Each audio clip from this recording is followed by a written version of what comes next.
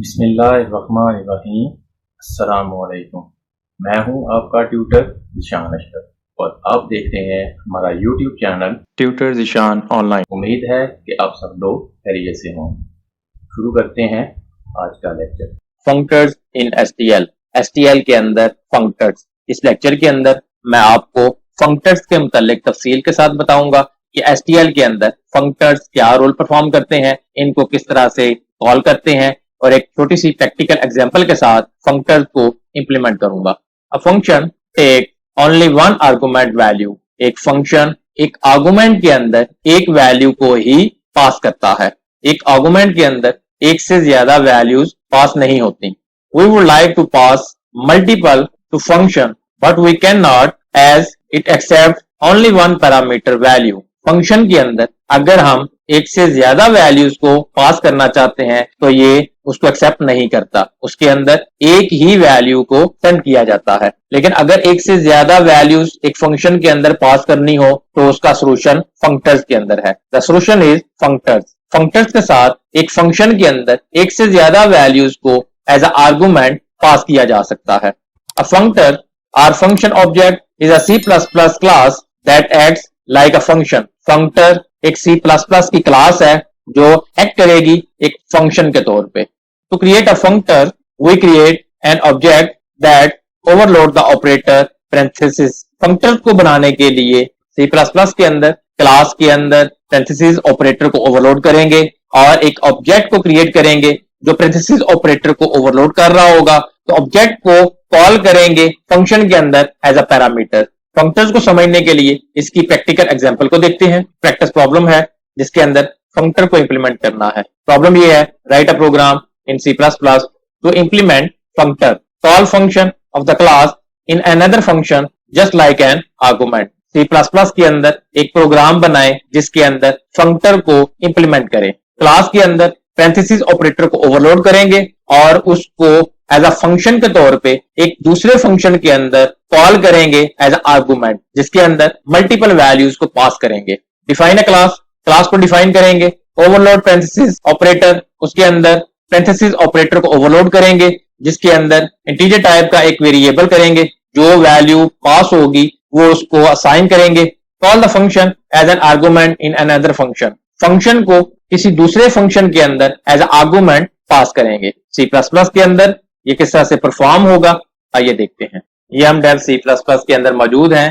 Code screen के ऊपर लिखा हुआ है। इसको मैं लाइन बाय लाइन एक्सप्लेन करता हूं। उसके बाद इसको step by step dry run करूंगा और लास्ट के ऊपर इसको कंपाइल और रन करके रिजल्ट स्क्रीन के ऊपर डिस्प्ले करूंगा। हेडर फाइल्स इंक्लूड करने के बाद अरे कंटेनर का एक होल्डिंग ऑब्जेक्ट जिसकी डाटा टाइप इंटीजर है, जिसका साइज 5 है, जिसका नेम ARR1 है, डिक्लेयर करवाया और साथ ही उसको वैल्यूज भी असाइन कर दी।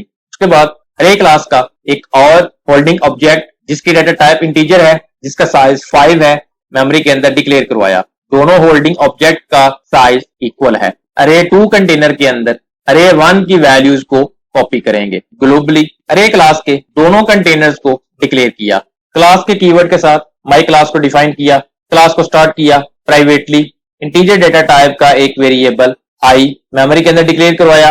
पब्लिकली पैरामीटराइज्ड कंस्ट्रक्टर डिफाइन किया जिसके अंदर इंटीजर डेटा टाइप का एक वेरिएबल जिसका नाम n है डिक्लेयर करवाया। कंस्ट्रक्टर को स्टार्ट किया, i को साइन किया, n पैरामीटराइज्ड कंस्ट्रक्टर को क्लोज किया। ऑपरेटर कीवर्ड के साथ पैरेंथेसिस ऑपरेटर को ओवरलोड किया एज अ फंक्शन जिसकी रिटर्न टाइप इंटीजर है। फंक्शन के अंदर इंटीजर डेटा टाइप का एक वेरिएबल no डिक्लेयर करवाया। फंक्शन को डिफाइन किया, फंक्शन को स्टार्ट किया, रिटर्न करें i प्लस no। फंक्शन को क्लोज किया और क्लास को क्लोज कर दिया। इंट मेन फंक्शन को स्टार्ट किया। फंक्शन के अंदर माई क्लास का एक ऑब्जेक्ट obj डिक्लेयर करवाया, साथ ही उसको वैल्यू साइन की 2। इसके साथ ही पैरामीटराइज्ड कंस्ट्रक्टर कॉल होगा जिसको 2 पास होगा। STL के अंदर मौजूद बिल्ट इन फंक्शन ट्रांसफॉर्म को कॉल किया जिसके अंदर मुख्तलिफ पैरामीटर्स को पास किया। ARR1 डॉट बिगिन के फंक्शन को कॉल किया। अरे 1 के बिगिनिंग पोजीशन का एड्रेस पास किया। अरे 1 डॉट एंड के फंक्शन को कॉल किया। अरे 1 के लास्ट इंडेक्स का एड्रेस पास किया। ARR2 डॉट बिगिन के फंक्शन को कॉल किया। अरे 2 के बिगिनिंग पोजीशन का एड्रेस पास किया और ऑब्जेक्ट को पास किया एज आर्गुमेंट। ट्रांसफॉर्म फंक्शन अरे वन होल्डिंग ऑब्जेक्ट के अंदर मौजूद तमाम डाटा अरे टू होल्डिंग ऑब्जेक्ट के साथ अरे टू के अंदर ट्रांसफॉर्म कर देगा, जिसके अंदर क्लास के ऑब्जेक्ट के साथ फंक्शन कॉल करेंगे, मल्टीपल वैल्यूज को पास करेंगे फंक्शन के अंदर और उसके अंदर ऑपरेशन परफॉर्म करके असाइन होगी वैल्यू। इसको सिंगल लाइन के साथ अल्टरनेटिव मेथड के साथ भी परफॉर्म करवाया जा सकता है। ट्रांसफॉर्म का फंक्शन जिसके अंदर मुख्तलिफ पैरामीटर्स हैं, अरे वन डॉट बिगिन के फंक्शन को कॉल किया, अरे वन डॉट एंड के फंक्शन को कॉल किया, अरे टू के साथ बिगिन के फंक्शन को कॉल किया और माई क्लास के साथ पेरेंथेसिस को कॉल किया जिसके अंदर टू को पास किया। पैरामीटराइज कंस्ट्रक्टर भी इसके साथ ही कॉल होगा। ये सिंगल लाइन के साथ ऊपर वाली दोनों लाइन का अल्टरनेटिव मेथड है। उसके बाद रेंज बेस्ड फॉर लूप है जिसके अंदर ऑटो डेटा टाइप का वेरिएबल आई डिक्लेयर करवाया जिसको अरे टू की रेंज पास की। सी आउट के साथ आई को स्क्रीन के ऊपर टैब के डिस्टेंस के साथ डिस्प्ले करवा दिया। रिटर्न 0 और मेन फंक्शन को क्लोज कर दिया। अब मैं इसको step by step dry run करता हूं। मेन फंक्शन से इस प्रोग्राम की एग्जीक्यूशन स्टार्ट होगी। जैसे ही इस प्रोग्राम की एग्जीक्यूशन स्टार्ट होगी ग्लोबली वेरिएबल्स डिक्लेयर होंगे। इस लाइन के नतीजे में मेमोरी के अंदर अरे क्लास का एक होल्डिंग ऑब्जेक्ट जिसकी डेटा टाइप इंटीजर है, जिसका साइज 5 है, जिसका नेम ARR1 है, मेमोरी के अंदर डिक्लेयर हुआ और साथ ही उसको वैल्यूज असाइन कर दी।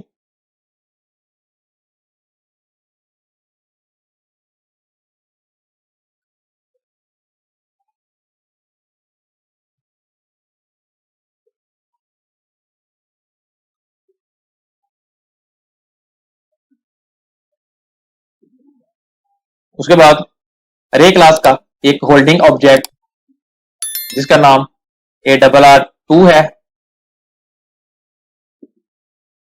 जिसका साइज भी 5 है, मेमोरी के अंदर डिक्लेयर हुआ।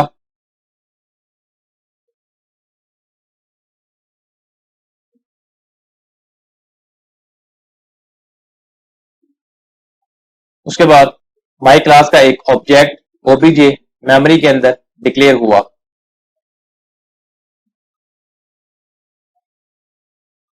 जिसके अंदर इंटीजर डेटा टाइप का एक वेरिएबल आई डिक्लेयर हुआ और इसके साथ फंक्शंस हैं। जैसे ही ऑब्जेक्ट क्रिएट हुआ पैरामीटराइज कंस्ट्रक्टर कॉल हुआ जिसको टू सेंड किया, कंट्रोल पैरामीटराइज कंस्ट्रक्टर के ऊपर जाएगा। कंस्ट्रक्टर के अंदर इंटीजर डेटा टाइप का एक वेरिएबल एन डिक्लेयर हुआ जिसको वैल्यू साइन हुई टू। कंस्ट्रक्टर के अंदर एन को साइन करें आई को, एन के ऊपर 2 है, आई को साइन हो गया, कंट्रोल वापस मूव करेगा। उसके बाद ट्रांसफॉर्म का फंक्शन कॉल हुआ जिसके अंदर अरे वन डॉट बिगिन के फंक्शन को कॉल करके अरे वन के स्टार्टिंग पॉइंट का इंडेक्स पास किया, अरे वन डॉट एंड के फंक्शन को कॉल किया, उसके लास्ट इंडेक्स का एड्रेस पास होगा और अरे टू डॉट बिगिन के फंक्शन को कॉल किया, अरे टू का स्टार्टिंग पॉइंट और ऑब्जेक्ट को कॉल कर रहे हैं जिसके अंदर अरे वन की 1 बाय 1 करके वैल्यूज को पास करते जाएंगे और ऑब्जेक्ट के साथ पैरेंथेसिस ऑपरेटर कॉल होगा, वैल्यू उसको सेंड होगी और वहां से ऑपरेशन परफॉर्म होके वैल्यू रिटर्न होती जाएगी। अरे वन के अंदर 5 है तो 5 पास किया, कंट्रोल यहां से जंप करेगा और पैरेंथेसिस ऑपरेटर जिसको फंक्शन के तौर पे यूज करवाया हुआ है उसके ऊपर कंट्रोल मूव करेगा। फंक्शन के अंदर NO इंटीजर डेटा टाइप का एक वेरिएबल डिक्लेयर हुआ जिसको साइन हुई वैल्यू 5। फंक्शन के अंदर रिटर्न करें i प्लस NO, i के अंदर 2 है, NO के अंदर 5 है, 5 प्लस 2 7, 7 रिटर्न होगा और अरे 2 के स्टार्टिंग पॉइंट के ऊपर ऐड हो जाएगा। सिमिलरली 20 पास होगा, इसके अंदर NO के ऊपर 20 आ जाएगा। फंक्शन के अंदर 2 प्लस 20 22 रिटर्न हुआ और यहां पे ऐड हो गया। सिमिलरली 12 6 17 एक एक वैल्यू फंक्शन के अंदर पास होती जा रही है, वहां पे ऑपरेशन परफॉर्म होने के बाद रिटर्न हो रही है और ट्रांसफॉर्म का फंक्शन अरे 2 के अंदर कॉपी कर रहा है। उसके बाद रेंज बेस्ड फॉर लूप है जिसके अंदर ऑटो डेटा टाइप का आई वेरिएबल डिक्लेयर हुआ जिसको अरे 2 की रेंज 1 बाय 1 करके पास होगी। सी आउट के साथ स्क्रीन के ऊपर टैब के डिस्टेंस के साथ आई को 1 बाय 1 करके डिस्प्ले करते जाएंगे। स्क्रीन के ऊपर 7 22, 12, 6, 17 डिस्प्ले होगा, रिटर्न 0 और मेन फंक्शन क्लोज हो जाएगा। इस तरीके से स्क्रीन के ऊपर रिजल्ट्स आएंगे। अब मैं इसको कंपाइल और रन करके रिजल्ट स्क्रीन के ऊपर डिस्प्ले करता हूं। कंपाइल और रन करने के लिए कंपाइल और रन के बटन के ऊपर क्लिक किया। आप देख रहे हैं जैसे ही प्रोग्राम रन हुआ स्क्रीन के ऊपर रिजल्ट्स आ गए, बिल्कुल उसी तरीके से जिस तरह हमने उसको step by step dry run किया था। प्रेस एनी की टू कंटिन्यू। आपने देखा कि किस तरह से ऑब्जेक्ट को एक दूसरे फंक्शन के अंदर एज अ फंक्शन पास किया जाता है, जिसके अंदर मल्टीपल वैल्यूज को वन बाय वन करके सेंड करते हैं, और क्लास के अंदर पैरेंथेसिस ऑपरेटर को ओवरलोड करते हैं, जिसके अंदर ऑपरेशन परफॉर्म करवा के उसके रिजल्ट्स को ऑब्जेक्ट को रिटर्न करवा देते हैं। तो ये फंक्टर की एक एग्जांपल है। अगर आपका कोई क्वेश्चन हो तो कमेंट सेक्शन के अंदर पूछ सकते हैं। अगर आपको हमारी ये वीडियो पसंद आई हो तो इसको लाइक करें, शेयर करें, कमेंट सेक्शन में अपनी राय का इजहार करें, और अगर अभी तक आपने हमारे चैनल को सब्सक्राइब नहीं किया तो सब्सक्राइब के बटन पर क्लिक करके साथ घंटी के निशान को दबा दें, ताकि हमारी आने वाली हर वीडियो का आपको फौरन पता चल जाए। अपना बहुत सारा ख्याल रखिएगा। अल्लाह हाफिज।